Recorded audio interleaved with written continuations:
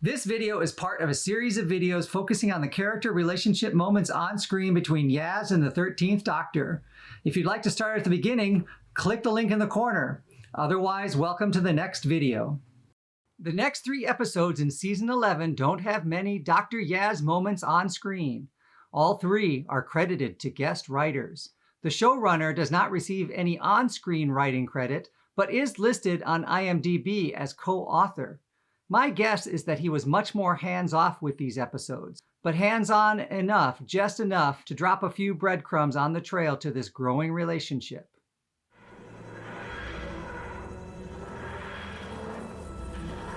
Team TARDIS discovers a distress call hidden in a delivered package in Episode 7, Kerblam. Yaz finds the hidden message, "Help me," printed on the packing slip. She continues to be the astute, observant one that never misses a clue or a detail. Kira and Charlie, 2 new characters who work in the Kerblam factory, each have a secret crush on the other, and they have a socially awkward mating dance in progress. This could also be an intentional parallel to Yaz and the Doctor also being socially awkward and unable to admit their attraction to each other. But let's not make too strong a connection, or we'll see Yaz ending up the way Kira did, disintegrated by the machinations of a sociopath. I do hope the Master doesn't return to kill Yaz. The Doctor points out that Charlie's terrorist plans become complicated because... I don't care. I think you do. I think you came here with a plan, but you didn't expect to fall in love. But that's what happens. Which completely qualifies as a foreshadowing moment for Yaz and the Doctor. The end of the episode reminds the Doctor of the precarious places she puts Yaz. Doctor, can I make a request? Always. If Dan hadn't have switched scanners, it would have been me in that test room. He saved my life. She takes a moment to reflect on this, which has happened more than once this season already.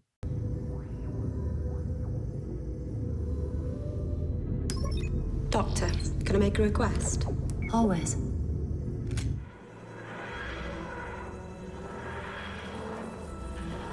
In Episode 8, The Witchfinders, the Doctor and companions quickly find themselves embroiled in a witch hunt at a forgotten village from the past. Yaz goes off on her own, volunteering to look after Willa. We're gonna find out what happened and how we can make a stop. And that hole looks like the best place to start. Not the only place. I want to find that girl who's just lost her gran. We'll deal with her ladyship if you go do some family liaison. I'll meet you in a bit. Hopefully by then I'll be a bit dry. By now, Yaz has full confidence in herself and her abilities, that she can help in some way, even though she doesn't know what she will encounter or how she will address it. Willie! Get away from it!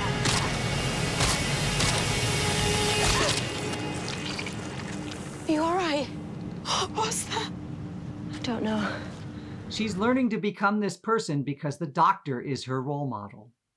In a moment that never stood out to me in previous viewings, Yaz reveals a bit of her backstory and her relationship with bullies. I think I know what it is that's making you sick. I had it at my school where I'm from. When Izzy Flint turned the whole class against me. Every day I'd wake up feeling this. Dread. Fear. How did you get rid of it? I didn't. I just took it. Had the year from hell. When I say hell, I don't literally mean hell. I mean it was really awful. Yaz was bullied in school for reasons unknown, and this has contributed to her feeling like an outsider. Remember how her father and sister remarked that she has no friends? I suspect she has always been a conundrum to her family, which is why her mother pries into her life about who she might be dating in Episode 4. Now with Team TARDIS, she has 3 friends. She seems confident in solving problems, but is still challenged when it comes to getting close to people, especially the Doctor. I suspect this is why she couldn't admit her attraction to the Doctor until Dan points it out in Eve of the Daleks. How do you know these things? I know, because we're all the same. We want certainty, security, to believe that people are evil or heroic, but that's not how people are. You want to know the secrets of existence? Start with the mysteries of the heart. The Doctor is trying to divert King James' attention away from the witch hunt towards something more grounded and less conspiracy theory driven. She's also unconsciously telling herself to look more closely at the mysteries of the heart. A girl called Izzy Flint bullied my friend Yaz, so no one would pick on Izzy. That's what you're doing. Pointing the finger at other people so no one points it at you. But what I don't know is, why? What are you hiding, Becca? The Doctor listens and remembers this detail about Yaz that was only just mentioned earlier. This shows that she is paying more attention to Yaz than to the others. Yaz was bullied. The Doctor dislikes bullies. Don't like bullies, don't like conspiracies, don't like people being in danger, and there's a flavor of all three here. Yaz dealt with her past experience with bullies and grew from it, using it as a position of power as an adult. And I told myself when I got bigger, I'd stand up to the Izzy Flints of this world. I can't stand up to Becca. She'll have me tried for a witch. Seems to me like you have two choices. Run as far away from here as possible, or stick with us. We'll stand up to Becca Savage, and we'll make this place safe again. How do we do that? Ah, we! That's good, Willa! I see it feels better already. The two of them share common purpose and experience. Yaz and the Doctor both have this as foundational identity.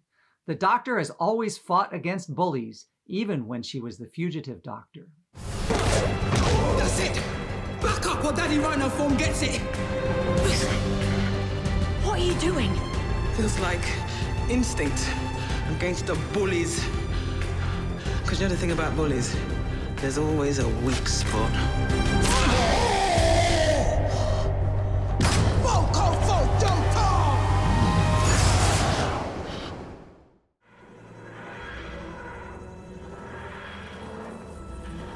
Episode 9, It Takes You Away, is mostly an episode highlighting quirky character moments.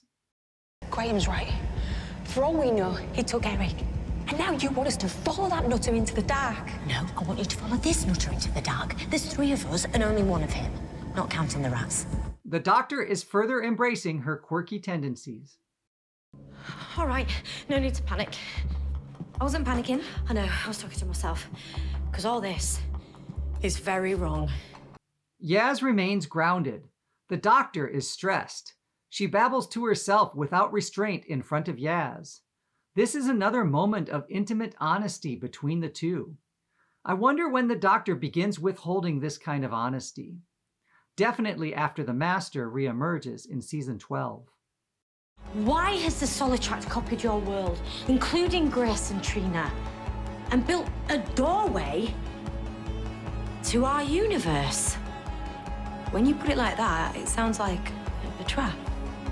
Yaz is showing herself to be the most astute companion, almost as aware of every nuance as the Doctor. I need to get this open and get Graham and Eric out of here. Oh, it won't budge. It must be controlled by the Solitract. Oh, and I can't force it with the Sonic like before because it's clever and it's adapting. What if you do something it hasn't dealt with before? Like reverse the polarity or something? Yaz is totally ingratiating herself with the Doctor. Yes, we can. You speak my language.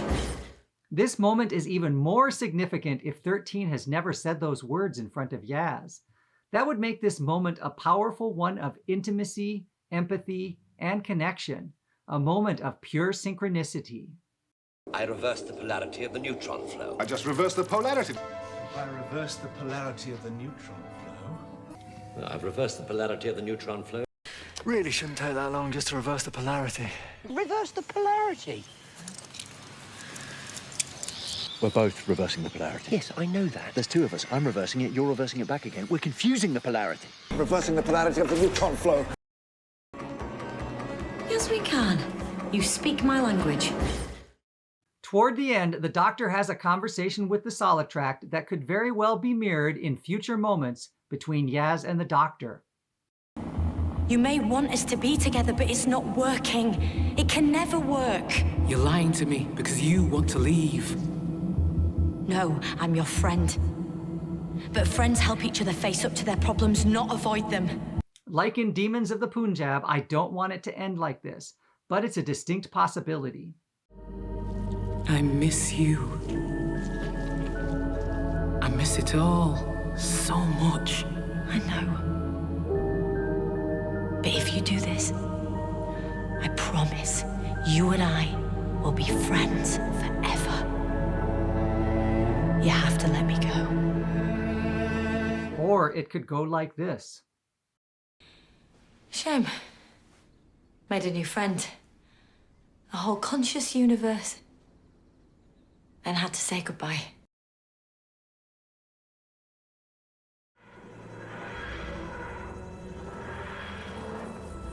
That's 3 lighthearted adventures with not a lot of movement in the Yaz-Doctor relationship. There are on-screen moments of chemistry, of course, and we do have some potential relationship connecting moments and possible foreshadowing story elements through the secondary characters that point us to the future with Yaz and the Doctor.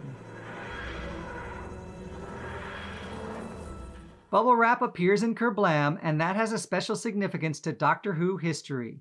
It features more prominently in Kerblam than it did in The Mummy on the Orient Express, where it was a throwaway moment about Bubble Wrap in the mummy enclosure.